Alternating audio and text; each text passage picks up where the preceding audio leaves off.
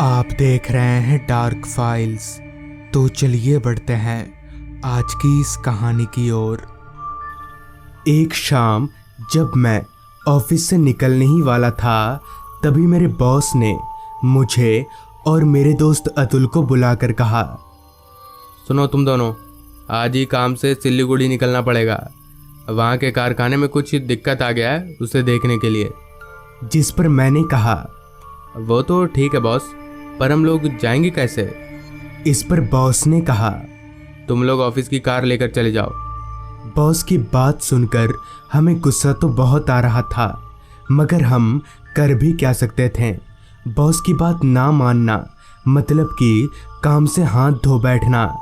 खैर हम जाने को तैयार हो गए, जिसके बाद हमने तय किया कि हम अभी घर जाएंगे और ठीक 1 घंटा बाद वापस ऑफिस में ही मिलेंगे और यहीं से सिल्लीगुड़ी के लिए निकल पड़ेंगे। पूरी बात करने के बाद मैं और अतुल अपने अपने घर चले गए और घर से फ्रेश होकर 1 घंटे बाद वापस से ऑफिस पहुँचे और कार लेकर सिल्लीगुड़ी की तरफ निकल पड़े। कार चला रहा मैं जब अपनी निगाहें घड़ी की ओर घुमाई तो वक्त हो रहा था रात के 8 बजे का। काफ़ी ठंड का मौसम होने के कारण अभी से ही कोहरे ने अपना डेरा जमाना शुरू कर दिया था। अभी मैं कार भगा ही रहा था, तभी मेरी बगल की सीट पर बैठे अतुल ने कहा, अगर हम लोग बिना रुके कार चलाएंगे ना, तो रात 3 बजे तक कारखाना पहुँच जाएंगे। एक बात तो अच्छी थी कि हम दोनों को ही कार चलाना आता था, तो बारी बारी करके कार चला लेंगे, जिस कारण हमें थोड़ी कम परेशानी होगी। रात का खाना भी हम घर से खाकर आए थे, तो कार को अब कहीं भी रोकने की ज़रूरत नहीं थी। करीब 1 घंटा कार चलाने के बाद, यानी कि रात के 9 बजे तक हाईवे काफ़ी सुनसान हो गया था। बस इक्का दुक्का ट्रकें ही बीच बीच में पार हो रही थीं। अभी मैं कार चला ही रहा था कि तभी मोबाइल पर टाइम पास कर रहे अतुल ने कहा, 1 किलोमीटर आगे से राइट लेना। मैप बता रहे कि वो रास्ता काफ़ी शॉर्टकट है। शॉर्टकट मुझे शुरू से ही पसंद नहीं है, क्योंकि अक्सर लोग शॉर्टकट में फंसते ही हैं। जिस पर मैंने अतुल से कहा, भाई मेन रास्ते से चलते हैं ना, वो क्या है कि शॉर्टकट अच्छा नहीं होता। जिस पर अतुल ने कहा, क्या तू भी बच्चों ऐसी बात करता है? कुछ नहीं होगा, हम लोग जल्दी पहुंच जाएंगे। तू 1 किलोमीटर आगे मोड़ के पास कार रोक, उसके बाद मैं चलाता हूँ। मैंने भी ठीक वैसा ही किया। 1 किलोमीटर आगे जाने के बाद उस मोड़ के पास कार को रोका, जिसके बाद अतुल ने उस शॉर्टकट रास्ते पर कार चलाना शुरू कर दिया। वो एक काफ़ी सुनसान सन्नाटे से घिरा एक शॉर्टकट रास्ता था, जिसके दोनों ओर बस घने जंगल ही दिखाई पड़ रहे थे। अंधेरा तो इस कदर छाया हुआ था कि हमारी कार की हेडलाइट की रोशनी भी कम पड़ रही थी। अभी मैं चुपचाप ठंड के कारण दुबक कर बैठा हुआ ही था कि तभी अतुल ने ज़ोरदार ब्रेक मारी। अतुल ने इतना ज़ोरदार ब्रेक मारा कि मैं एकदम से हक्का बक्का रह गया और मैंने चिल्लाकर अतुल से कहा, पागल वागल हो गया क्या? बेमतलब का ब्रेक क्यों मार रहा है? मैं ये बोलकर जैसे ही अतुल की तरफ मुड़ा तो उसका चेहरा मानो पूरी तरह से सूख चुका था। जिस पर मैंने अतुल से कहा, क्या हुआ? इतना डरा हुआ क्यों है? जिस पर अतुल ने काफ़ी डरी हुई आवाज़ में कहा, एक बच्चा अचानक हमारी कार के सामने आ गया, मगर वो इंसान नहीं लग रहा था। उसके सर पर 2 सींग भी थे। अतुल की ये बात मुझे थोड़ी अजीब लगी, मगर मैं इस बात को पूरी तरह से नकार भी नहीं सकता था, क्योंकि जब अतुल ने ब्रेक मारा तो मैं सामने नहीं देख रहा था। खैर फिर भी हिम्मत जुटाकर मैं कार से निकला और इधर उधर देखने लगा, मगर मुझे वैसा कुछ दिखा नहीं जैसा अतुल बता रहा था। जिसके बाद मैं वापस कार में आया और हम लोग वापस से आगे बढ़ने लगे। मगर सच में वो रास्ता काफ़ी डरावना लग रहा था। रास्ते के किनारे लंबे लंबे पेड़ उस रास्ते को और भी ज़्यादा डरावना बना रहे थे। अभी अतुल कार भगा ही रहा था, तभी हमें कार के ऊपर एक अजीब सी आवाज़ सुनाई पड़ी, जैसे कोई कार के ऊपर कूद रहा हो। मगर ये कैसे हो सकता है? हमारी कार लगभग 60-70 की स्पीड में चल रही थी, तो कार के ऊपर कौन हो सकता है? अभी हम ये सोच ही रहे थे कि तभी एक बच्चा अचानक ही हमारी चलती कार के छत से कूदकर कार के बोनट पर आकर बैठ गया। हमने जब उस बच्चे की शक्ल की तरफ देखा तो हमारे होश उड़ गए, क्योंकि वो बच्चा कोई इंसानी बच्चा नहीं था। अतुल ने जैसा बताया था वो बच्चा हूबहू उसी तरह दिख रहा था। उसके सर पर 2 बड़े बड़े सींग थे और उसकी आंखें लाल चमक रही थीं। उस राक्षस को देखकर हम दोनों काफ़ी डर गए और अतुल कार को और तेजी से भगाने लगा ताकि वो राक्षस भाग जाए। मगर इसका उस राक्षस पर कोई असर नहीं पड़ रहा था, मानो वो हमारी कार की बोनट पर जम सा गया हो। अब वो राक्षस वाइंडशील्ड में जोर जोर से अपने पैरों को पटकने लगा ताकि वो अंदर आ सके। 2-3 बार पैर पटकने के बाद वो राक्षस कुछ हद तक अपने मकसद में सफल होने लगा। तभी मुझे रास्ते के किनारे कुछ ही दूरी पर एक आदमी खड़ा हुआ दिखा, तो मैंने अतुल को चिल्लाकर कार उस आदमी के पास ले जाने के लिए बोला। उस आदमी के करीब जाते ही वो राक्षस एकदम से गायब हो गया।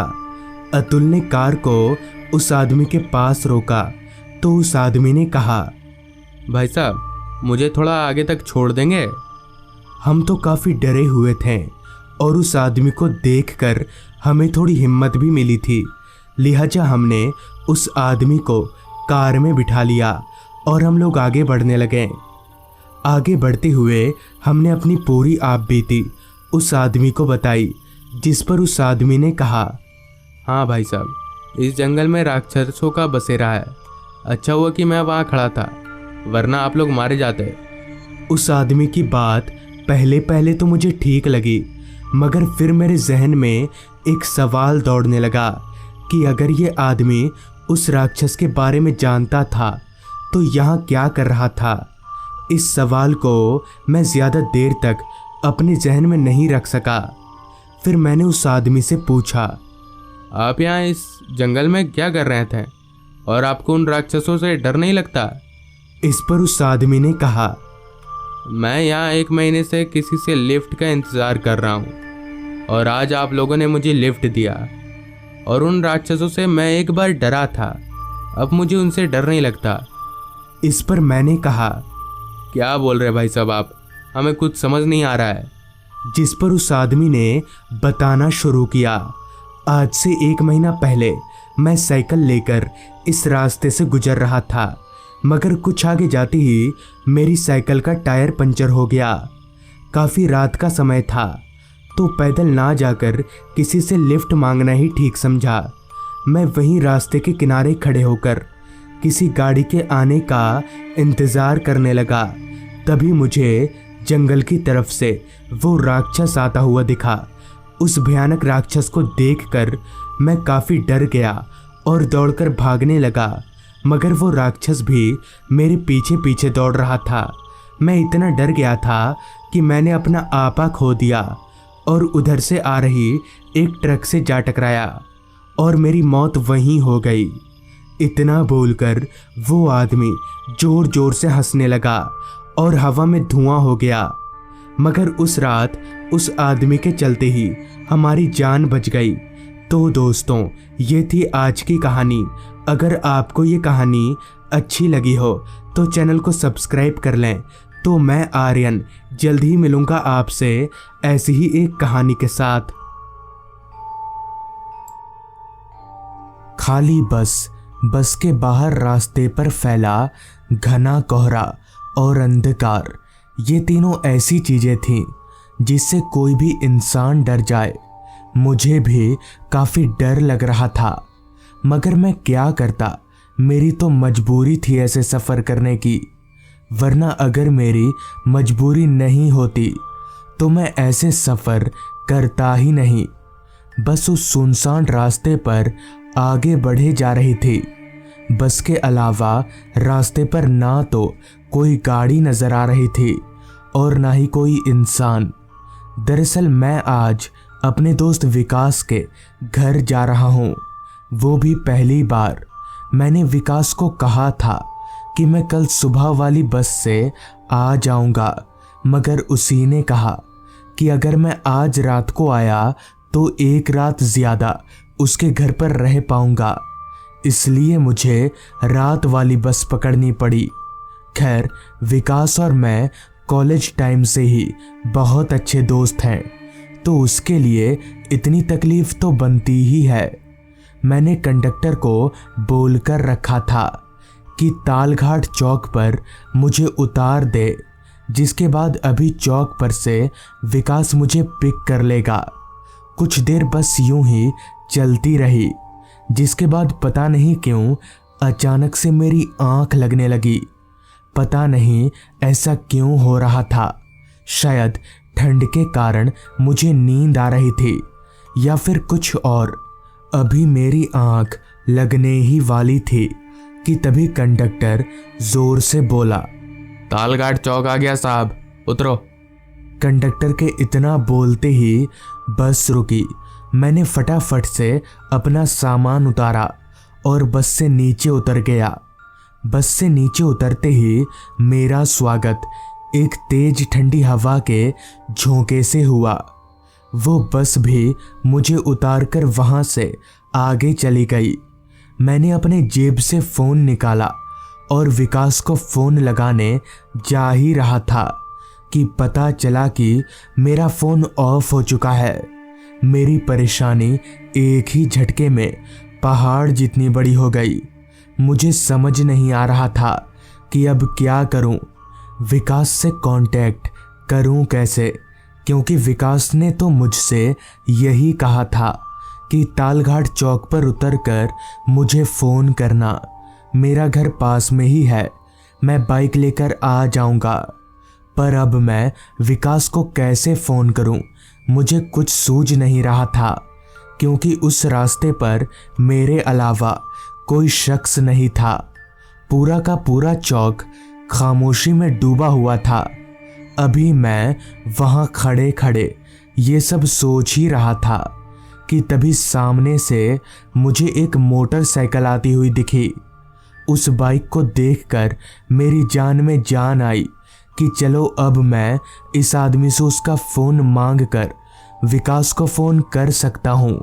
मगर वो बाइक जब मेरे करीब आई तो मेरी खुशी का कोई ठिकाना ना रहा, क्योंकि वो बाइक सवार शख्स कोई और नहीं बल्कि खुद विकास ही था।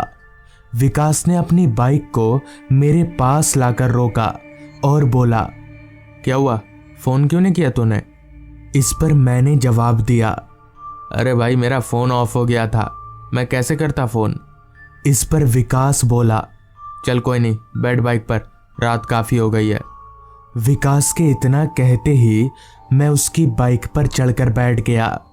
मेरे बैठते ही विकास ने बाइक को आगे बढ़ा लिया और हम लोग उसके घर की तरफ आगे बढ़ने लगे। रात हर पल गहराती जा रही थी। घड़ी की माने तो तब रात के 9:15 बज रहे थे। मगर एक चीज बड़ी अजीब थी, रास्ते पर कोई इंसान नहीं था। पर ऐसा क्यों? आखिर इतनी जल्दी ही रास्ता इतना सुनसान क्यों हो गया? मुझे कुछ ठीक नहीं लग रहा था। एक और बात मैंने अभी नोटिस की कि आखिर विकास को पता कैसे चला कि मैं उतर चुका हूँ। मैंने तो उसे फ़ोन किया ही नहीं। इस सवाल को मैं ज़्यादा देर तक अपने जहन में रख नहीं सका और विकास से पूछा, विकास तुझे पता कैसे चला कि मैं उतर चुका हूँ? इस पर विकास बोला, मुझे यहाँ आने वाली सभी बसों की टाइमिंग पता है, सब जानता हूँ मैं। विकास से ये सुनकर मुझे तसल्ली मिली।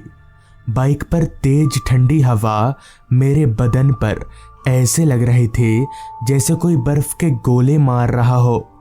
मुझे कुछ ज्यादा ही ठंड लग रही थी, जबकि ऐसा नहीं होना चाहिए था क्योंकि मैं विकास से पीछे बैठा हुआ था। ज्यादा ठंड विकास को लगनी चाहिए थी, तो फिर मुझे क्यों लग रही है? ऐसा लग रहा था जैसे हवा विकास के शरीर को आर पार करके सीधे मुझे लग रही हो। खैर, मैं चुपचाप बाइक पर बैठा रहा। विकास को बाइक चलाते हुए अब काफी वक्त हो चुका था, मगर अभी तक उसका घर नहीं आया था, जबकि फोन पर तो विकास ने ये कहा था कि उसका घर चौक से नजदीक पड़ता है। तो फिर अभी तक हम लोग घर क्यों नहीं पहुंचे? इसी तरह के हजारों सवाल अब धीरे धीरे मन में उमड़ने लगे थे, मगर मुझे विकास से ऐसे बार बार पूछना भी ठीक नहीं लग रहा था। मैंने सोचा विकास का घर जब आ जाएगा तो वो मुझे खुद ही उतरने के लिए बोलेगा। मन को ये समझाकर मैं चुपचाप बाइक पर बैठा रहा। कुछ ही देर में विकास ने बाइक को एक बड़े से घर के पास रोका। वो घर काफी बड़ा था, जो कि चांद की रोशनी में मुझे साफ तौर पर नजर आ रहा था।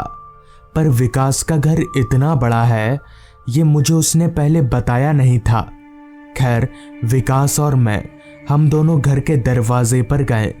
विकास ने घर का दरवाज़ा सरकाया और हम लोग घर के अंदर दाखिल हो गए।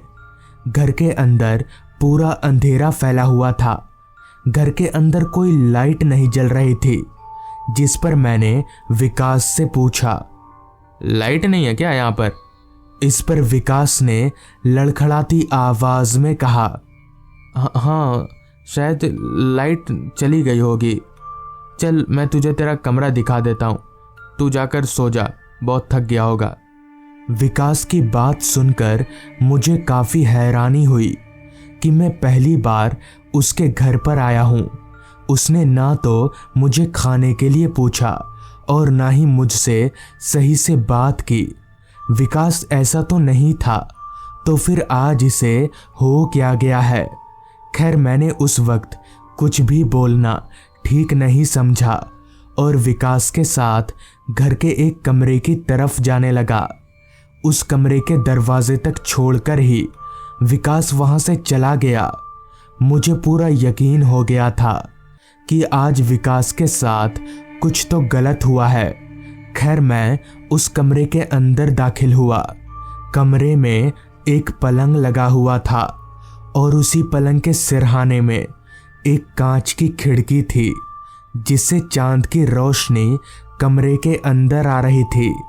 मैं उसी पलंग पर लेट गया और सफ़र की थकावट के चलते कब मेरी आंख लग गई मुझे कुछ याद नहीं। ना जाने कितनी देर बाद, मगर जब मेरी आंख खुली तो मेरे सर के पास वाली खिड़की में कोई बाहर से दस्तक दे रहा था। मैंने तुरंत खिड़की की ओर देखा तो पाया कि खिड़की के बाहर विकास खड़ा है और वो मुझे खिड़की खोलने के लिए बोल रहा है। मैंने तुरंत खिड़की के कांच को सरकाया तो उधर से विकास बोला, जल्दी बाहर आ, यहाँ इसी खिड़की से आ जा। चूंकि वो खिड़की काफ़ी बड़ी थी तो मैं उसी से बाहर निकल गया। मेरे बाहर निकलते ही विकास बोला, तू यहाँ कैसे आया इतनी दूर? विकास की बात सुनकर मुझे काफ़ी हैरानी हुई कि आखिर ये ऐसी ऊटपटांग बातें क्यों कर रहा है। जिस पर मैंने कहा, तू ही तो यहाँ लेकर आया मुझे अपनी बाइक से। इस पर विकास बोला, तू जल्दी चल यहाँ से, मेरे पास कोई बाइक है ही नहीं और ये मेरा घर नहीं है। विकास की बात सुनकर मेरे होश उड़ गए। खैर, मैं विकास के साथ उस घर से दूर जाने लगा। तभी रास्ते पर चलते हुए विकास ने कहा, तू जिस विकास के साथ यहाँ आया ना, वो बस एक छलावा था। अगर मैं सही वक्त पर नहीं आता तो तू मारा जाता। दरअसल यहाँ बहुत सी घटनाएं ऐसी हो चुकी हैं, उस घर में बहुत से लोग मर चुके हैं। आगे विकास ने बताया कि वो मुझे फ़ोन करने की काफ़ी कोशिश कर रहा था, मगर मेरा फ़ोन लग ही नहीं रहा था। विकास मुझे देखने के लिए चौक पर भी गया था, मगर मैं उसे वहाँ पर मिला ही नहीं। तो वो समझ गया कि मैं कहाँ मिलूँगा, इसलिए वो अपनी जान पर खेलकर मुझे बचाने आ गया। तो इस तरह से उस रात मेरी जान बच गई। विकास की पूरी बात सुनकर मुझे समझ आ गया कि क्यों बाइक पर मुझे काफ़ी तेज ठंड लग रही थी और क्यों वो विकास मुझसे अजीब तरीके का बर्ताव कर रहा था। खैर, उस रात मेरी जान बच गई, यही काफ़ी है। तो दोस्तों, ये थी आज की कहानी। अगर आपको ये कहानी पसंद आई हो तो चैनल को ज़रूर सब्सक्राइब कर लें। तो मैं आपका दोस्त आर्यन जल्द ही मिलूँगा आपसे ऐसी ही एक कहानी के साथ।